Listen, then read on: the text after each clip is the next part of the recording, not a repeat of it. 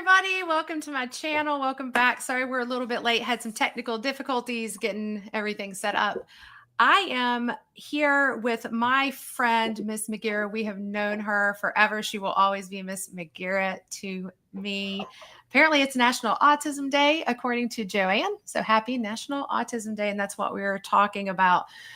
So I wanted to do this because Miss McGarrett told me about some really frustrating things that's going on in the autism world. And as you guys know, if you are familiar with my channel, I have 2 teens with autism.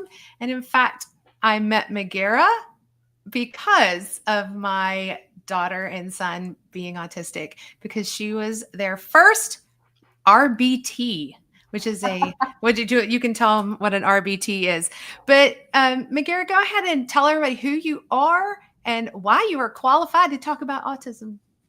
So my name is McGarrett Rye. I have my master's in applied behavioral analysis.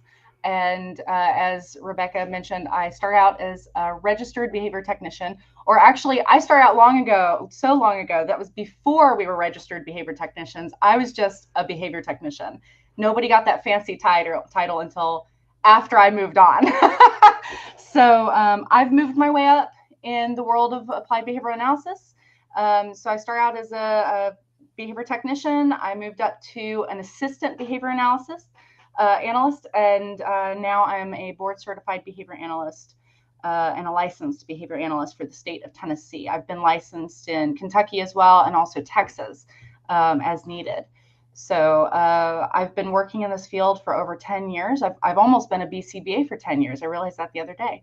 And so I've been doing this a long time now. I've worked with a lot of different kids. I've worked with kids, adults, babies who were showing signs. And, you know, the nice thing about ABA is you don't just stick in the world of autism. I've also worked with kids with other disabilities or developmental delays in various areas. So these are my people at this point. Well, I credit you with getting Audrey to talk, because she did not really want to talk that girl had all the language in the world. She just needed to bring it out. She just didn't want to. Did I tell you about how I asked her later, like, why didn't you talk? She's like, I just had nothing to say. Wow. Can I tell the story of my introduction to Audrey? Absolutely. Go ahead. I even ever told you what happened, because she was up in her room, or she was on the couch when I met you. Mm-hmm. And then you were like, okay, disperse, children, or whatever was going on at the time. And she immediately went up to her room. And my BCBA that was in charge of me at the time sent me off to, get a rapport. And you were like, well, good luck. Nobody's really ever gotten one. And so I went up, and she was hiding under her bed, like a little gremlin, just sitting under her bed. It was the funniest thing. And so what I did is I didn't even walk in her room. I just sat right outside her door and waited. And at some point she peeked her head out, and she's like, what are you doing?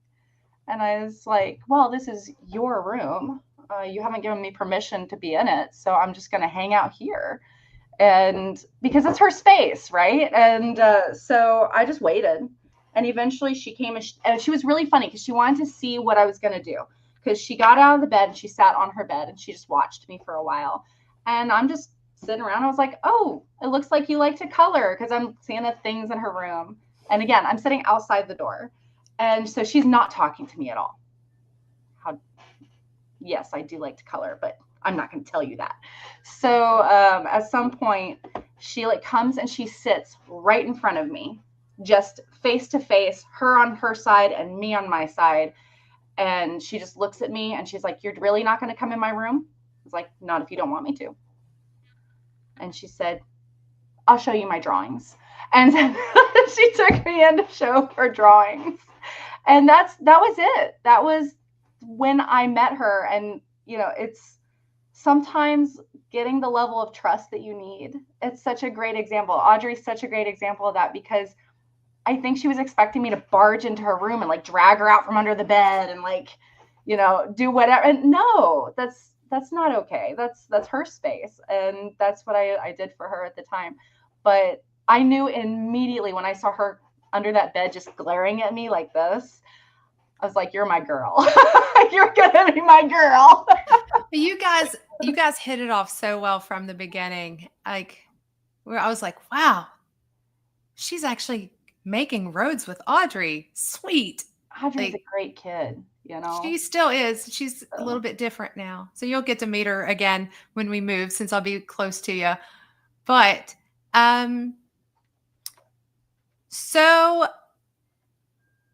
talk about ABA therapy and kind of what it is, because I know a lot of people have asked me, like, what is ABA therapy? I know people have heard me talk about it because I'm ketogenic and I'm like diet, diet, diet, but I'm always saying diet, but Audrey had ABA therapy and we credit ABA therapy with being so important.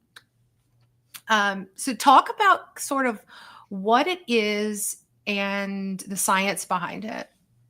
So, ABA therapy is the use of interactions with other people to either increase or decrease behaviors. It really does come down to being fairly simplistic in that regard. There's a lot of different techniques. There's a lot of different ways that people do it. It has absolutely evolved over the years. It started out as some really basic I'm going to show you the card. I want you to touch the card stuff. And it's really evolved into this wonderful procedure where you go in, you work on getting trust, there's play involved, sometimes treats. And I know some people are against the treats, but you know what? If you got a kid that wants gummy bears and you're laying on the ground, on the floor with them, and you've been playing with the toys, and suddenly they're like, red car, darn right, I'm giving them a gummy bear. So anyway, I got a little excited there, but that's really in a nutshell. ABA is about learning how to identify what someone is trying to do with their actions, determine if those actions are something that's appropriate socially. So if someone comes up and slaps you in the face, that's not an appropriate reaction. But if someone comes up and says, hey, can you move please? That's an appropriate reaction, right? That's an appropriate interaction with somebody. So you really focus on teaching someone how to interact appropriately, and then try to reinforce that in a way that they really, really like. So they're more likely to do those things. That's the basics behind it. Now, it's all 100% scientifically proven. These are things where people go in, and there's been a lot of scientific studies over the years on how ABA works and why it works so well for people on the autism spectrum. And what I tried to explain to people, as I tried to explain to Audrey, years and years ago, all it is a different way of learning. That's all it is. It's when you have somebody with a different type of learning, such as having autism, then instead of their brain working like a computer, their brain works like an iPad. And that's the big difference. And you have to figure out how to work with that. And ABA is able to break that down and create steps to teach them the same skills in just a different way. Yeah. So I remember, like, and each kid is different. Yes. And learns very differently. Because I mean, you had both my kids, or were around them. They didn't both have you. One of them had Amanda. Jacob had Amanda, and like his brand of autism is completely different than Audrey's brand, and they both learn in very different ways. So it's tailored to each child, correct? Very much so. Everything is completely individualized per the child and what their needs are. Keeping in mind, there are things that unite people with autism, regardless on where they fall on the spectrum, whether they are high supports or low supports or medium supports, depending on the individual, which is why they get that diagnosis in the first place.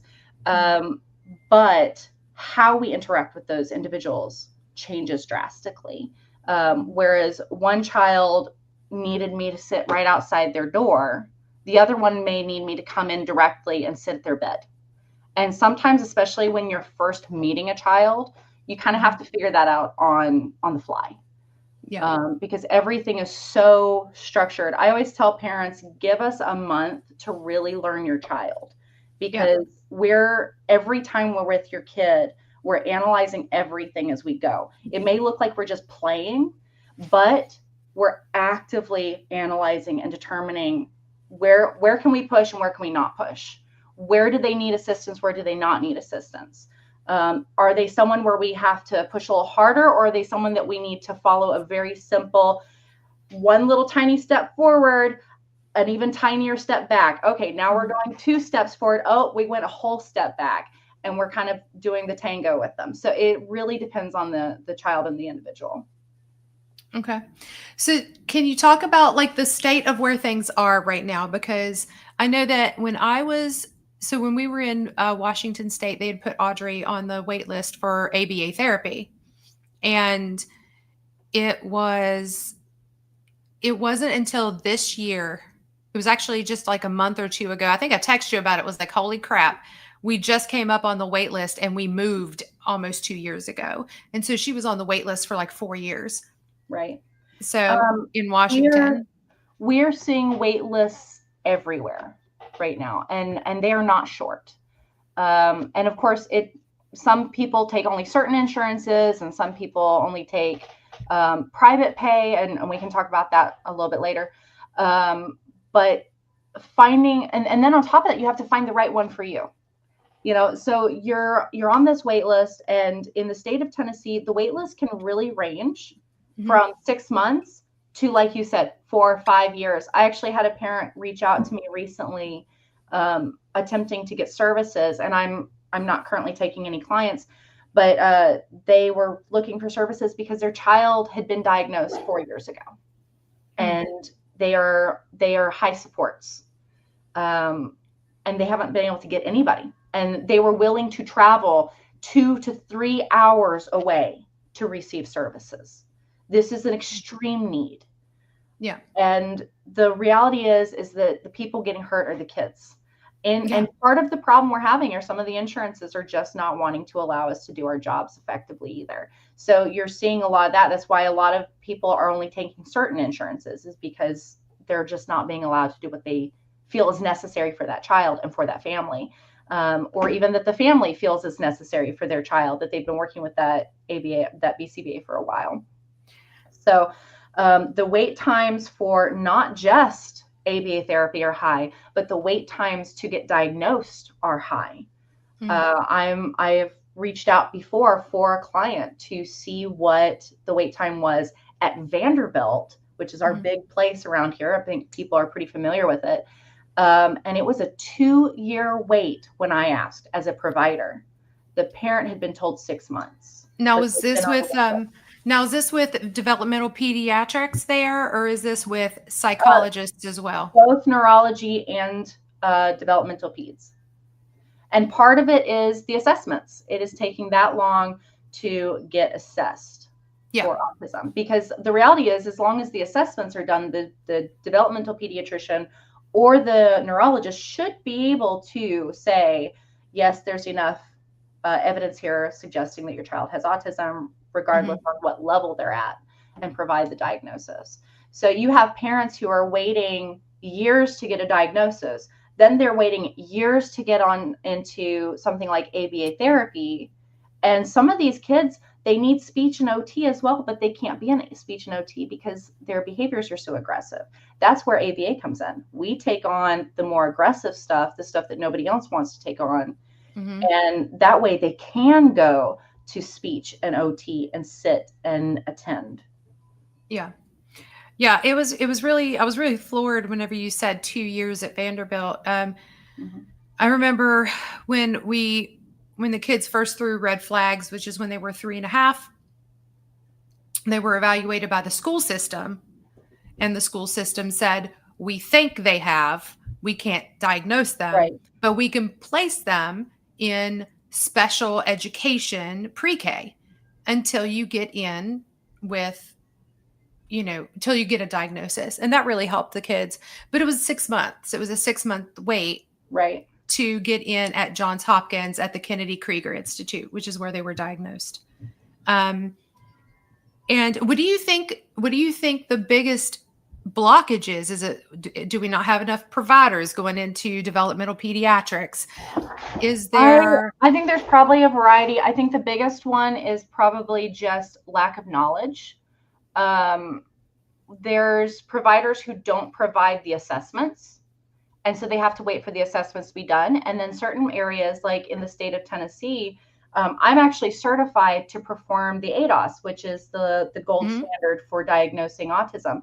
But I have doctors who are not willing to take that from me. They'll only take it from a neurologist, psychologist, or developmental pediatrician, even though I am allowed to perform it and provide those materials. I'm just not allowed to diagnose it. So basically, you are giving the test, you score the test, you hand it to a physician who can read the test. Yes. And that's so how fast could a diagnosis happen then if we were like, a diagnosis here's everything? Could happen if they accepted my test, which I do have some doctors in the area who do accept my test. Their diagnosis can happen within a week. It's basically, I do the assessment. The next time they see their developmental pediatrician, they can get diagnosed. So there's also a little bit of doctor bias going on. Now, I don't know if that's the case or they just don't know. I know in Texas, when I lived there, I was able to do the assessment and sent it directly to the developmental pediatrician. The family made an appointment within the week and they got their diagnosis or lack thereof, because it's up to the doctor's discretion. Because they receive my notes and all that while I'm doing the assessment. But it may just be lack of knowledge. I asked a doctor about it when I first got certified here in the state of Tennessee, and they said honestly, there's not really a BCBA that's doing it and then presenting it to doctors. From what I can tell, the BCBAs who do perform the assessment here actually have someone in clinic, like a psychologist or somebody. So it's a little bit different than me out on my own sending it off to the doctors here, whereas in Texas I could do that. Now I want to emphasize something. Like, you cannot give the diagnosis of autism. Obviously you can I'm fairly certain you can look at a child and be like, and I can tell you it's going to come up positive and I could bet money on it. But I want to emphasize a point that the only person that can make a diagnosis of autism is a medical provider. It cannot be a psychologist, from what I understand, and they cannot add or take away. I bring this up because they tried to take away Jacob's diagnosis at Fort Campbell. There was a psychologist there. Psychologists can diagnose in the state of Tennessee. I don't know if that's different for other states, but as far as I know, and I was actually doing some research yesterday on it, and it was stating that a psychologist could. They have to have their PhD. Oh no, she didn't. She was a master's level, then and no. So she tried to take it away. Not do that. You must have a PhD for diagnosing. And as far as I know, something like autism, ADHD, ODD, those sort of things, they need to be diagnosed by a developmental pediatrician for children, a psychologist, a pediatric psychologist, or a neurologist, pediatric neurologist. Those are sort of your options. I would say psychiatrists probably land there too. A psychiatrist would be in the same category, I believe, as a psychologist. Yeah. So yeah, I just remember that happening because they said that the pediatric developmental neurologist got it wrong at Kennedy Krieger. And I was like, are you joking? Like, I could see people wondering with Jacob though, because Jacob is able to do so much for himself. He has so many good plans for himself in the future. With adults, you put him around children. I understand. I do remember, actually. Jacob was a hoot. Both your kids were, to be honest. You should go see Jacob's YouTube channel. Oh my goodness. Yes. Send me the link for that one. I will. I will. No, it's interesting though, because he still stems here. Does he? Yeah. And that's great. But he's just so good at hiding it I love in a good stem. I planting. think stemming is a great thing to do. Honestly, everyone I does. think we all do it. We all We, do we it. all It do just, it in a capacity. And it's yeah, not the same thing as we're all a little bit autistic. That's not the same thing. A stem is just something that helps calm your system. yeah, So there are stems that are inappropriate, which are things that we would tackle, or stems that can harm somebody. yeah, I've definitely had to tackle a stem before that a kid was going to hurt themselves and the yep. parent was on board and they still stemmed. We just changed the stem with work, and that was all we did. But in general, stems, let them stem. By golly, like Oh yeah, we do. Except he sings with it sometimes. does he? Oh, Yeah. my oldest stem is verbal. It's purely verbal. He used to flap his hands. What's funny is I never paid much attention until I was looking at old videos, and he would flap his hands. But Mm. then he started screeching and doing monster yells, and that's super fun. So And we this is all your have oldest? headphones. My oldest. Yeah. I remember you saying that you thought or that he was autistic. So, what do you think what do you think the answer is? So, because obviously there's these wait times are impacting families and it's really impacting children and their quality of life because autistic people are not retarded. In fact, they are so incredibly smart. And I know I actually was just on a guy's channel who holds the equivalent of a PhD, but he's in New Zealand. So it's a different educational system. Right. And he's high functioning and effing brilliant. He's so smart. And it's just that socially they're very awkward in a lot of cases.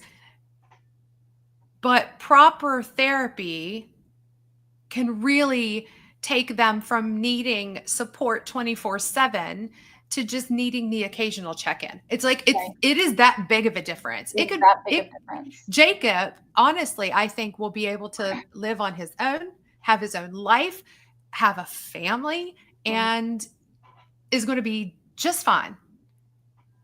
But there are children that, but I don't think that would have happened if it hadn't been for ABA therapy. I think he would never have gotten to where he is. That plus diet, because I'm going to push Right. diet because diet's important. Because I think we're eating poison in our food system. But That's fair. That's you fair. know, but it's like, you know, what do you think the road to getting more providers, more children in ABA therapy, and more children therapied off? I don't want to say therapied off the spectrum, but therapied into functional society. Yeah, just improving quality of life in general. Yeah. And being able to have the option of having a job and having a Mhm. family and having those things, that is in itself is improving quality of life. Because then you can actually choose for yourself instead of someone choosing for you. Yeah. But there's, I would say that there's a few things that need to happen. Number Mhm. one, the stigma behind ABA therapy has to be addressed. There is a stigma behind ABA therapy regarding creating little robots and this and that. As I is have your never heard experience, this. there is a stigma with it. Wow. It's really easy to find, and it's all over social media. People will say something about doing ABA therapy, and there'll be a whole list of people talking about you should research, adults who had ABA therapy and this and that. And so there's some bad stigmas out there, but keeping in mind also how much has changed over the years. Like I Mhm. had said in the beginning, we went from sitting at a table looking at cards. Yes, that there's Mhm. videos of that. But now, what am I doing? I'm laying on the floor eating gummy bears with your kid while I teach them their letters and colors and how to differentiate things. Yeah. Like there's a whole different side of ABA that people Yeah. aren't seeing anymore. But really coming to terms with understanding that parents who have had good experiences with ABA, who have had good experiences with your BCBA, your RBTs, your ABA company, those are the Mhm. parents that really need to be speaking out. There's so many people that need to actually come forward and say, this has been what's been necessary. This has been a good experience. This has been, my kids loved coming in. I know with Audrey, she was looking forward to the next princess lesson, because she wanted to learn how to be a princess at the time. I think Jacob really liked all the activities we were doing, because we were building little roller coasters for balls and things like that. And we were learning social skills and how to interact with our peers at the same time. There's so many fun things that you can do while also learning those skills, those social skills, those interactive skills. And it's not always going to be fun, because therapy is not always fun. Who goes into talk therapy and walks out crying? Lots of people, right? Yeah. I don't know if I ever remember them ever coming out crying. I don't think they ever. They loved it. They absolutely freaking loved it. They had so much fun, I think, with some of the activities. And with Audrey, well, let me tell you. So you were at Kaleidoscope. I don't know what Kaleidoscope is like now, but Kaleidoscope was absolutely fantastic there in Clarksville, Tennessee. They were fantastic when we were there, and everybody was just so kind. It was family run, very small business, had some of the best people ever. We were so lucky to get you guys. We were so lucky. And you were the second company, because the first company was like, she came in for an evaluation. She's like, if I find out that you've ever spanked your children, I am turning you in to Child Protective Services. I was like, you may never walk back into my house again. Please don't come back, because you're being a butthole. So people who come in making demands are always a little bit scary. That was very scary. I was like, excuse me? Like, you just walked into my house. I offered her coffee and she was like, I never take things from people. I was like, nope, you are not the person for me. I'm from backwoods West Virginia. We will offer you dinner. People have to realize that there is although we are not allowed to take anything, we also have to recognize socially, is it appropriate? Is it not appropriate? So, socially, it would have been more appropriate to say, not taking oh, no, thank you. I appreciate it. But it's more like a nice no, thank you. I've worked with people, all kinds of cultures and people from different areas. I've met families who moved over from the Middle East just to be here for ABA therapy, because the stigma for having a child who's different over there can be very damaging.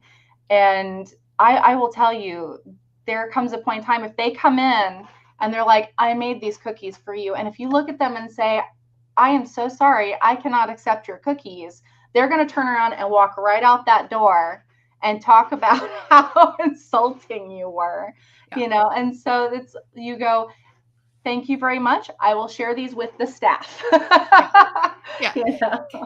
Yes. A counselor not understanding social grace is interesting. Yes. You'd be surprised at how many people don't. I know. I know. Right. But a lot of times you also get fresh, like BCBAs, like right out of their program as well. And it's really drilled into them that you never accept anything, because it can be used as bribes and this and that. And I'm like, I don't think they're bribing me with coffee. I mean, maybe, but, and you're right. It's very easy. No, thank you. I appreciate it though. That would not have been insulting anyway. Right.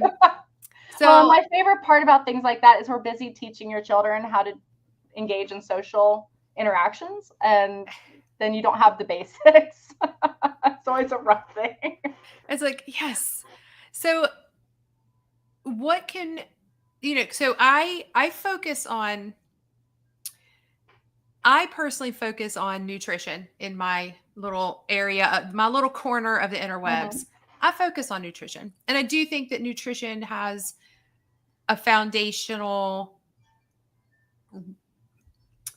part in therapy and helping children recover. Because obviously, if you feed them proper nutrients, then I feel like they can work their best. Now, and I know that they've done studies on ketogenesis and low carb diets for autism. There are studies that have been done. And of course, everybody, like, the reason we put Audrey on a ketogenic diet was the magic pill. And we saw how those, sorry, we have storms coming in. So I am so sorry. I didn't know that. My house, and I'm not sure what it was. Well, stay safe. If we lose you, we know what happens. But, you know, um, there are studies that are showing that it does help, and then, slowly removing processed foods and eating real whole foods. And even there was a study done showing that, like, not being able to process carnitine correctly, which is found in meat. So they need to eat more meat because they're not getting enough and processing it correctly. So, and that's just one subsection of autism. And, so I think that that's really important. But from the perspective and of, like, therapy, what can kids do, or what can parents do? Because it's not the kids, it's the parents, to really start, because it's 2 to 4 years of a gap, which is very detrimental. So there's a lot that you can do in your own home. Yeah. There's because a lot of what we start off with is we'll come in and evaluate in-home stuff. You probably remember that from our evaluations. And then I would come in afterwards and make sure that things were progressing. If they weren't, we adjusted, that sort of thing. One of the big things that you can do, even before you ever get a diagnosis, like if your baby's 10 months old and you're going, aren't they supposed to be, like, I don't know, looking at us when we talk to them? If you start questioning some of those things, there's actually things you can start right then before a doctor will ever even consider a diagnosis, because most doctors are not going to even consider a diagnosis until at least 18 months. And they have to be not hitting milestones. So there's a lot of children who fall through the cracks because they're hitting milestones, but you're sitting back going, something's off. Something is definitely off. So one of the biggest things that you can actually start working with on your kid is something really simple. What you do is you take their little hands, you put them on your face, you say their name, and when they look at you, you do something they really like. You don't blow a raspberry, you kiss at them, you tickle them, you're doing a social interaction. But that looking, one of the first signs that someone is communicating is by looking. And I know that there's people who are sitting back going, oh, but people with autism, they don't like to look. It hurts them. And I understand where you're coming from, but even people with autism, lots of autistic people can glance. I'm not saying stare dead in their eyes for hours. Okay, I'm not saying do that. That's weird. Nobody does that. But a glance can work just as well, because you know what goes from a glance up at you because you said their name? Number one, they'll start turning to you when you say their name, because you're rewarding them. You're saying, oh, your name means something good. If I say your name and you look at me, something good happens, like tickles or whatever. And in some cases, it may be to feed them, to give them a drink, to do the things that they need to do as well. It also helps understand that their attention needs to be on you when you say their name. That starts basic communication. You know what's going to happen when they need something from you? They're going to walk up and they're going to look at you all of a sudden. And that's when you go, oh, you need me. Now we're communicating. Okay? Because these are very basic communications. And I wish I had the research with me, but there was a research study that actually came out very recently, within the last couple of years. And it was all about eye contact with children, infants, leading up until about 5 years old.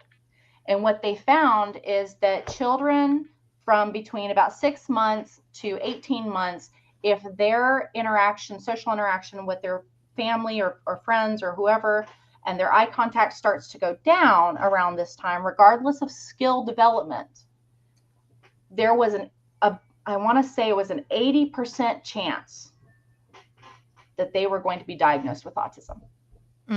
About 80% of those kids were autistic. And that is probably with some falling through the cracks and some being misdiagnosed as well. That happens because autism runs into other things like ODD and ADHD and OCD. These are all things that, can look like autism. But the most basic, or be comorbid with, very much so, as I know. But the very basic thing you can do is create a line of communication with your child. Yep. If you are worried about the eye contact, try sign. Children are very visual. If you are saying, oh, you need to eat, now keep in mind, it's best if they're looking, because if they're not looking, they're not going to see you do this. But if you're like, oh, they need to eat, some kids are going to pick up on this sooner than they're going to pick up on those sounds, eat, especially if you have a child who also has a sensory processing disorder or an auditory processing disorder. Which a lot of them do. It's Yeah. very common. Very common with autism. Yeah. So but that's, I would say that's the absolute basics. Yeah. Another thing that you can do, and this may be a controversial statement because I don't know how everyone feels about her, but the YouTuber Miss Rachel, if you look at it, well, if you probably wouldn't be as familiar because your kids would be too old for her by the time she started up.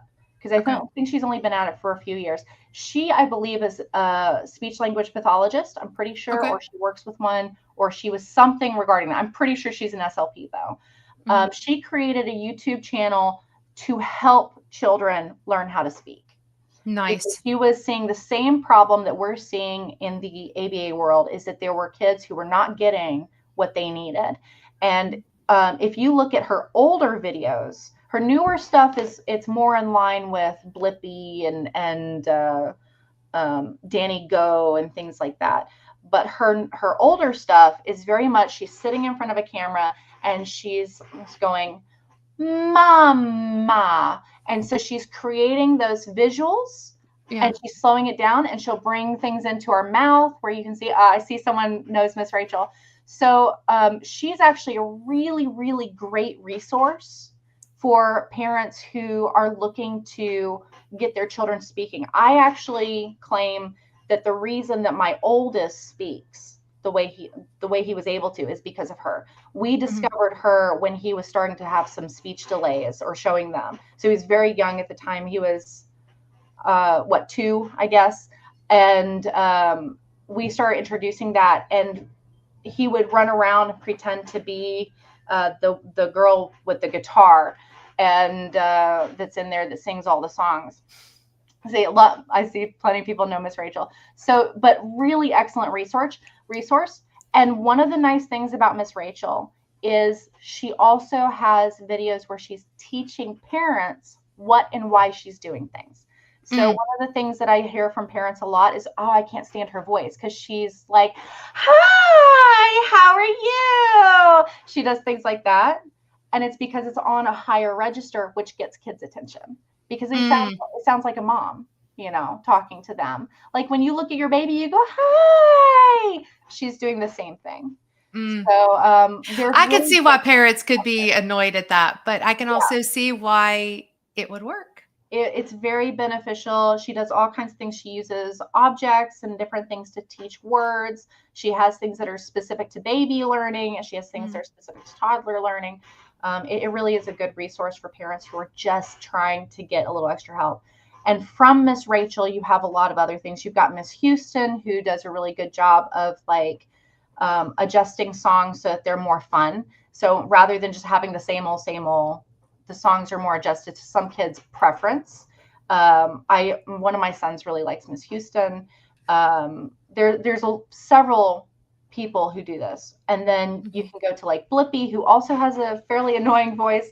But again, it's something that interests kids. And he has a lot of body movement, which people don't give enough credit. Children need to move. Yes. I'm a firm believer, and put the iPad down. They may scream about it, but they'll forget about it after a week. Sorry for the screaming for a week. But if you it still happens with teenagers screaming. Probably worse. But Audrey, we take her phone away. She's a butthole for 24 hours. Then after that, she's a really great kid again. It's funny, isn't it? Like I will put my kids on electronic detox, and we just won't have anything for a week. And it takes roughly 3 days. And everything in my life is threes for some reason, but roughly 3 days. And suddenly I have, respectful children who can actually play together for longer than 2 seconds. It's amazing. Yeah, I know. Another more yeah. evidence that it's rotting their brains. So yeah, so these resources that are, and they're on YouTube. Yes, these are all YouTubers. These are completely free. There's also, I know that there may be people who are, there's a few controversies going on between some of these YouTubers. So if they're genuinely concerned about stuff like that, there's the Yippee TV has some people on there who also start out on YouTube or have YouTube channels. One is Danny Go, and he is, from my understanding, Christian based, so you won't find anything very controversial on his page. So for those that are looking for something like that, although he does not work directly about speech, he's just a dad who wanted to do something fun for his kid and created a channel. And one of my sons absolutely loves him. I've got a kid who just can't stop moving, and Danny Go is gold for that. So there's also one other thing that's really great, and I can't remember her name. Lena something. I will describe what she does. If a parent ever sees her program, because we discovered her by accident. We got into who knows what. But she does physical movement with kids, but it's your walking through the forest and you're stomping on like worms that come up, and the worms actually like pop up out of the ground in her channel, or you're running away from a troll and then you'll slow down because you're getting tired, and then the troll will come up behind you if you run away faster. And so she does things like that, and I wish I remember her name. I just don't, but her program was excellent for kids that needed that physical movement as well. Yeah. Movement is super important. We noticed when Jacob was trying to do soccer, he was way behind developmentally, like coordination wise. Yeah. And Audrey even went to physical therapy recently, and her physical therapist, and everybody do not get mad in the comments and say anything about this. They called her a motor moron because but she just does not have the physical motor skills of a normal person. So she didn't understand, like she couldn't mimic, like, oh, you need to do this for physical therapy. Like, and she could not mimic what she was seeing. And so she is apparently physical therapists have a term for that. And it's called being a motor moron. Like you can't mirror what somebody else is doing. Yeah. So no, she didn't tell that to Audrey and to her face. She told that to me. She's like, she's what we would call a motor moron. She cannot do what we do. And, and I was like, I can see that. Like, I wasn't offended. Like, somebody probably thinks I'm a butthole for not being offended, but it's like, it takes a little bit to offend me. Well, everybody has phrases in their field that other people would probably be unhappy with. Yes, true. But when we were in Pennsylvania, we started a program at our church, and it was like Team Blue for autism. And we did physical training, and James was doing the physical training portion, and I did the fine motor portion. So we did things like we got the little zippers and the buttons, and getting them to be able to do things with their fingers, doing beading. Like I went and researched, like, what are therapies for fine motor for these children? And we just bought a bunch of stuff and put this on, and kids loved it. And I remember one grandma came up to us and she was in tears because she was like, this is the first time anybody has ever yelled and cheered for our son doing something. And it was just like, because these kids, they don't get picked first, they get picked last in gym class. And they were cheering him on for being able to catch a ball and throw a ball and be able to do an agility ladder, because by the end they were able to do that. And it was like, there's a place here in North Carolina, I think it's in Charlotte, and they have a whole gym dedicated to that for autistic kids and movement. And what's really interesting is one of the absolute best BCBAs I've ever met in my life started out in OT. I I was absolutely, I'd never seen the techniques that she would use before. Mhm. I met her in Texas.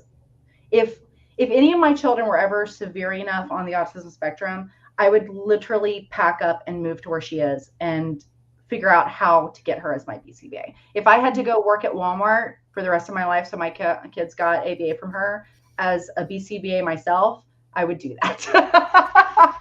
So, but I will say her, and I don't know if it was the OT techniques or she was just that brilliant. You know, who knows? Maybe she wasn't brilliant. She just was really good at OT. Yeah. But I found her absolutely brilliant. And her ability to take a skill and create a physical skill associated with that skill was top notch, phenomenal. And I don't think that enough credit is given to movement and your body in the ABA world, in the autism world as well. When I was doing my master's program, I got very interested in one of the 27 evidence-based practices that we follow. So we actually follow 27 evidence-based practices, and they include all kinds of things. And most people have only heard of one or two of them. So the thing I was looking at was actually exercise. It was a whole section to itself. Nice. And it was the most amazing thing where you take a skill and you say, okay, how can we make you move while you do the skill, while you learn this skill? And with it's funny because you kind of get this odd in between age group where it's a little bit harder, because the younger kids, you can be like, oh, we need to learn our colors. Cool. So let's learn our colors by having you get up and run over and pat that hand on that red hand and run back, find the blue. Let's go pat the blue hand. Okay. Like, it's a lot easier to do that for very young kids. And then you get older kids. So your kids' age, or even adults, where you're saying, okay, we need to learn this skill. Well, by this point, they have the understanding. They may not have the physical capability as you learned with Audrey, but they have the mental understanding of what they're trying to do. And then you have this group that's kind of in the middle, who's your, preteens, and that group, who they're a little bit harder because they're past the playful, let's run and grab the colors or the numbers or the adjectives, whatever it is we're working on at the time. So they're kind of past that, but they're not quite there cognitively to connect that this is necessary. Yeah. I've worked with a lot of adults who've actually come to me themselves and said, hey, I don't know how to get this skill. How do I get this skill?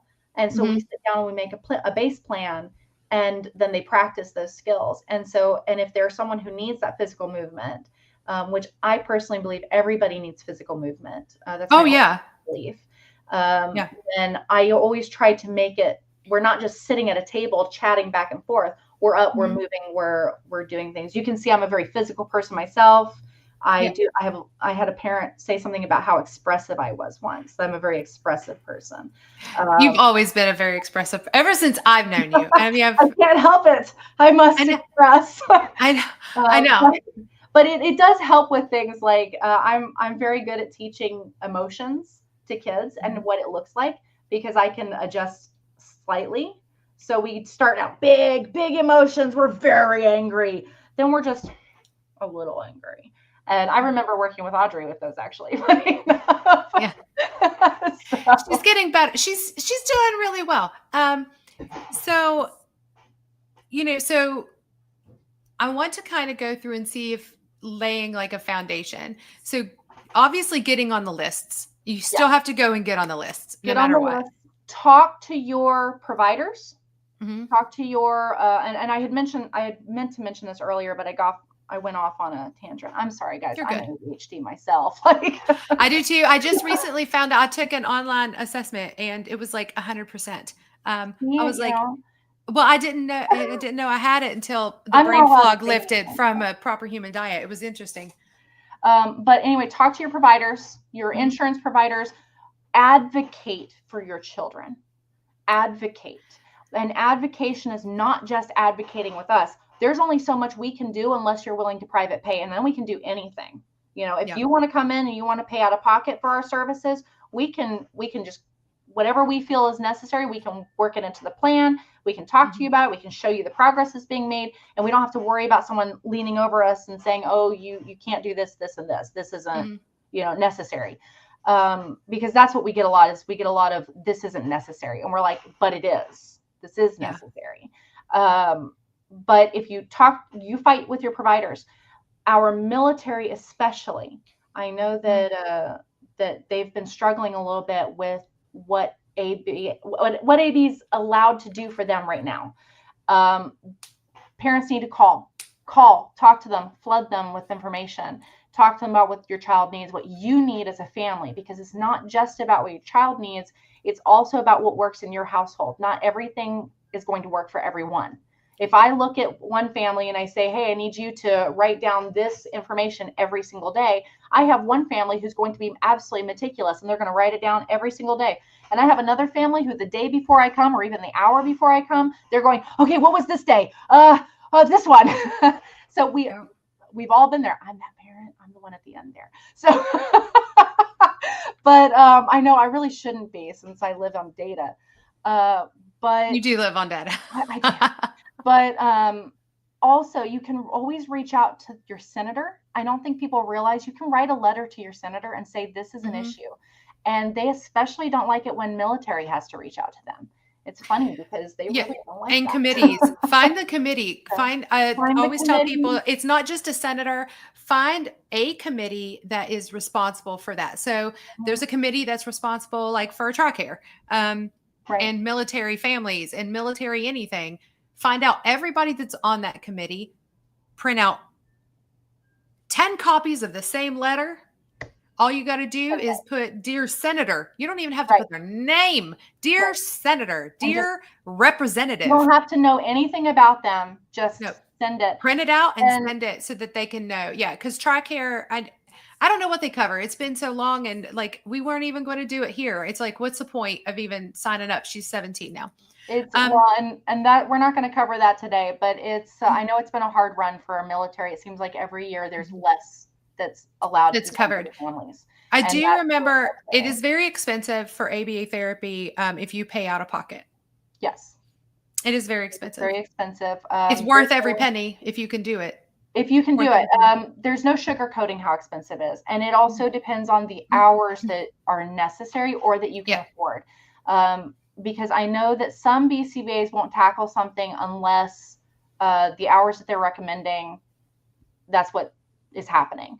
And I understand that. There are kids that I've worked with that I'm like, you need a lot of hours. You need somebody in here playing with you, eating with you, helping mom learn how to teach you how to dress yourself. You need that.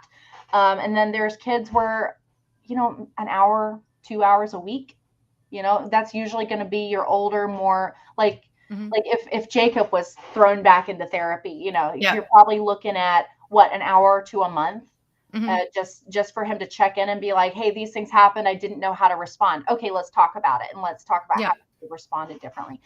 So it really just depends on what, as we had mentioned before, it's all completely individualized. So it really depends on what that kid needs. Because some families may find, okay, I have a teen who's an awkward teen. They really just need someone to talk to for an hour every week and figure out how to adjust. You might be able to afford an hour every week for your teen, or a couple hours a month for your teen, where they, even this video chat, tell me how's it going? What did you struggle with? Let's talk about why you struggled with that. What can we do to change that outcome next time? Stuff like that. You may not be able to afford 40 hours a week for your 3-year-old, which is a lot for a 3-year-old as far as I'm concerned. But I can't remember how much we had. I can't remember. I know that I think it was like one of them had 18 hours a week, and I know Audrey had more hours in the beginning. Because she was making really good progress. And, she did really fast. She, even when they changed math on her, she still sucks at math. She still sucks at math, but you know what? Not everyone's going to be a mathematician. No, you know what though? Let me tell you how proud I was. so she had to take the state tests, right? Yeah. Like it was that it's senior year. She had to take state tests and they got their state testing results back. The principal, who I do not like, and I'll talk about that at some other time, probably eventually. But he called and was like, she did better than 53% of the rest of North Carolina. I was like, sweet. That's Like, awesome.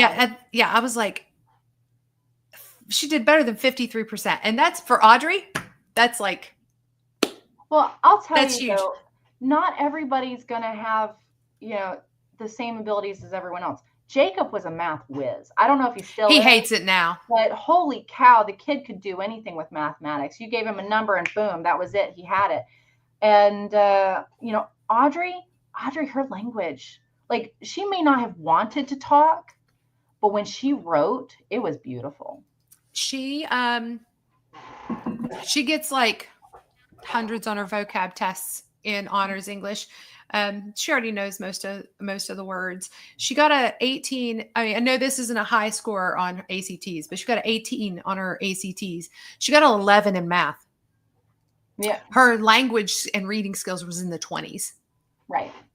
Yeah. So that's why she got an 18 overall. What is it? If you judge animal on how well it climbs a tree, the fish is always going to fail, right? Yeah, exactly. And I feel like people are too focused on judging people on one thing. Mm-hmm. It's like, no, it doesn't work that way. Not everyone's going to do well in certain areas. Mm-hmm. And the cool thing about you having twins is it's literally like they split academically. From my memory. Now, as you said, they've changed a lot. They've changed a lot. It's been a while, but it's really fun to me to see those differences between them, because it's like you took a kid and you went, we don't need all of that in one child. That's too smart. Yeah, I know. If I would have put them together, they would have made it would have been like Elon Musk. But like, that's a controversial name these days. But so what I want to kind of and I'm going to kind of close, and I do want to talk about what we do. And so both my kids are on a ketogenic diet. We did use ABA therapy. Both of our kids are on a ketogenic diet. And it is very difficult with kids with autism because textures and smells and senses are all thrown very off. I don't know if there's any autistic kid I've ever met that doesn't have something with smells, taste, sound, like the feel of texture. They've all got problems, So I did put together a sheet. If somebody wants to email me and ask for it, I'm going to put my email up. And I can send you how to sort of start refining a diet, and it's not drastic. I'm not a rip the Band-Aid off on an autistic child kind of person, because that is going to go very bad. But it's sort of like starting with swapping out processed foods for non-processed foods, eating organic, whole foods, prioritizing animal protein because it is the most bioavailable. Healing. I know a lot of kids with autism have gut problems, and doing that. So with Audrey, and I want to, this is actually kind of sponsored by a company that has been really awesome to partner with. Audrey has started utilizing exogenous ketones. I do not believe that everybody needs to have ketones. But with Audrey, diet alone wasn't getting her ketones up high enough to deal with the anxiety and OCD anxiety, because she is learning how to deny those compulsions. Mm-hmm. And with denying the compulsions, anxiety spikes. And so we were getting 50,000 text messages and frantic text messages a day. And we partnered with a company called American Ketone. They do original ketones, and she takes a half a serving of that every morning. And over the course of a couple months, we've dwindled down to where she hardly has any breakthrough anxiety where she's flooding us with panicked text messages. That's fantastic. Yeah, it really works well. There's been a lot of studies on ketogenesis for it, for autism, and it helps with brain inflammation. We use this company because it isn't a salt and it isn't an alcohol, so it's not a solvent, like a chemical solvent, industrial solvent. It's actually bioidentical, crosses the blood-brain barrier, reduces inflammation, and really has helped her a lot. And it is the preferred energy source for the brain, and it has helped her. So I do thank them for sponsoring today. If anybody wants to know how to implement a proper human diet for your autistic family member, email me, and then I will I'll send you the document. You know, it's free. Also, where can people find you if they would like to have like just like a consult, like, hey, I don't know what my next steps are, where they can like talk to you and be like, this is what you like, a game plan. Like you need to go, and because I'm an advocate, I've been an advocate very strongly for a long time, because of my kids. And sometimes parents don't know what to do. They are clueless and feel hopeless and helpless. And how can somebody get a hold of you if they want to, just get advice on where to go next, how to go next? Well, that's a great question. I don't have an email for anyone to send to at the moment. I can actually send something to you that you can send disseminate. out. Okay. If someone is interested in reaching out to me for more information, let's do this for now. If you will let them send you an email, asking for my information, I will provide you with some information where they can reach out to me. Since this is so public, I'd rather not just give. Don't give a public personal email. Right, this is right. Just like, this is my business email. I don't give out my public personal. Exactly. And at the moment, because I haven't been corresponding with patients through email, then I will actually have to create one for that. Otherwise, it'll be through text message. But one thing that I actually recommend to people, you can always reach out to BCBAs in your area, or you can reach out to me. I actually do consultations for a smaller fee, and it's you reach out to me. It's a small fee of $25, and I will sit down with you and I'll go over some things with you. I try to keep it reasonably priced so that families can actually get some advice, but I also keep it limited to only a couple of things. Otherwise, we can sit there all day for $25. And unfortunately, I do have kids and other responsibilities. Yes. But you may be surprised that there are BCBAs in your area who also provide a consultation of some sort where they will come in, and we may not be providing direct ABA therapy, but we can say, okay, these are the things that you want to work on. Here are some recommendations on how to make some adjustments so that you can work on those within your household. And that way, if you can't get ABA therapy right away, it's something that you can look into as a resource to help you until you're able to get into an actual program. Okay. Somebody did have a question. Is the diet good for ADHD kids? Yes. It has helped Audrey. Her ADHD is pretty much controlled.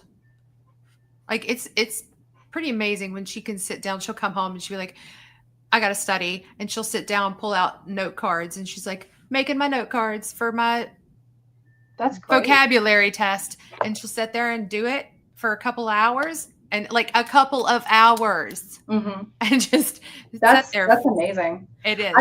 I would like to add to the diet information actually, because I've always been iffy on the gut stuff. I hadn't done the research. Is what happened. Is I was busy with other things. I've done research on other types of therapies like play therapy, horse therapy, that sort of thing, and that's all very interesting. But when I started talking to you about a year ago about the diet. Stuff, it was all very interesting. It took me down a rabbit hole. And so I started very mildly with my son, who my oldest is autistic with Mhm. ADHD, and we used to go through a lot of bouts of severe aggression. And so one of the things that we did is we eliminated artificial dyes. Mhm. It was the beginning of us looking more into these things, Yeah. and the I was amazed with the results. I was Mhm. absolutely amazed with the results. Now, my child is ADHD with a very hard capital H.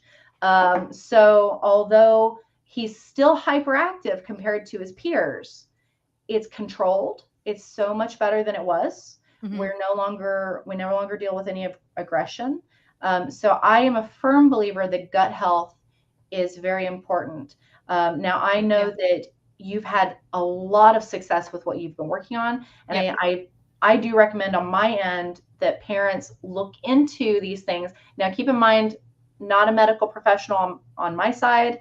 I am I just am legal. also not I am, this Right, is, none of this is medical right, advice. This right. is for entertainment purposes only. But it is one of those things where if you want to try it out and see how it works, Mhm. or you want to talk to a medical professional, then that may be something that you should do and really look Yeah. into, because the gut health of your child may really affect their behavior. Well, I do recommend a book called Toxic Legacy by Dr. Stephanie Seneff, and she talks about the role of glyphosate. I've fallen down the glyphosate rabbit hole, um, and I do believe that there's a big connection with the gut health and the rise in autism and the amount of glyphosate, and Monsanto is horrible, um, and they made glyphosate, so I know it's like, therefore it is absolutely bad. Yeah, that's where I'm at. That's So understandable. yeah, yeah. So I did talk about American Ketone. I do want to put up their thing. They do have a website, AmericanKetone.com. You can get a 10% discount. I do not get money for that. It's just a courtesy that I like to give out, and they have afforded me. So yeah, because I talk about their product. So they're pretty awesome. Follow the instructions. That's what I tell people. And you can reach out to them. They're pretty awesome. Heidi's actually in the comments, and she's an awesome friend. So this has been, I hope everybody got a lot out of this. Miss McGarrett has always, she's one of my favoriteest people ever. So she always will be.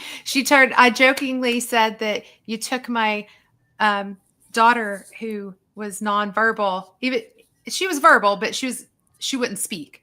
She just wouldn't Yeah, it's a speak. little different. She was a selective mute. Selective mute. She took my daughter, who was a selective mute, and then turned her into somebody that never shuts up. You're welcome. Isn't it a I know. beautiful gift? I was like, we've swung the opposite direction. But no, you know, ABA therapy is important. Diet is important. We need to change the system. Unfortunately, that gets into politics, and the wait lists are too long. And so that also means that we need more people going into being a BCBA, which is similar. It's like a similar path of becoming like a criminal analyst. It's a similar path, but you go in and help children instead of look at criminals, which is probably Well, a lot nicer. I'm going to add to that a little bit because as someone who's been in the field for as long as I have, Mhm. if you are recommending to someone or you yourself are interested in becoming a BCBA, I highly, highly recommend and encourage you to work in the field first as a technician. Yes. It is so crucial because I have met BCBAs who've never worked in the field, and I've found that families have a tendency to be less pleased. And I'm saying that as gently as possible. I've met some wonderful people. I've also met some wonderful BCBAs who've never been in the field before, but I've been reached out to by multiple parents over the years. And as soon as they find out that I've been in the field for years and years and years, and I started out in the field, Yep. I get a lot more interest in my services. Yes, So because it is a very demanding job. I yeah. remember like it's similar to a nurse working in psychiatrics.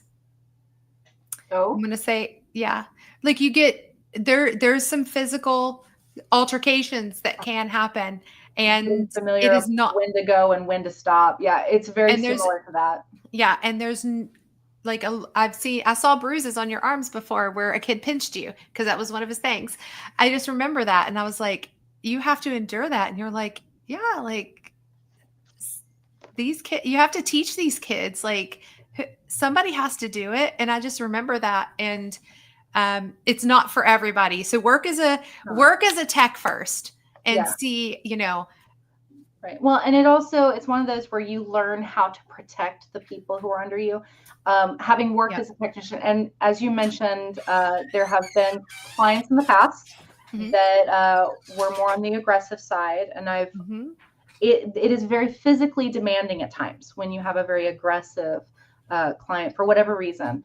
And I don't yeah, think people realize that we don't just do the social skills. We also do the, okay, we're no longer going to bite somebody skills. We're no longer going to smash someone's face in skills. yeah, And we also do those types of things. And so I've had a broken nose. I've been bruised. I've been bitten. You learn lots of yeah, techniques to protect yourself. And yeah, when I became a BCBA, I told myself that anyone that worked under me was not going to be thrown in with anyone that I didn't feel comfortable throwing them in with. And yeah, I have stuck by that. If I ever get somebody who is a much more difficult client, my hmm technicians are never alone, ever. And yeah, so people do have to understand that walking into a field like this, it's not all playing on the floor and eating gummy bears, sadly.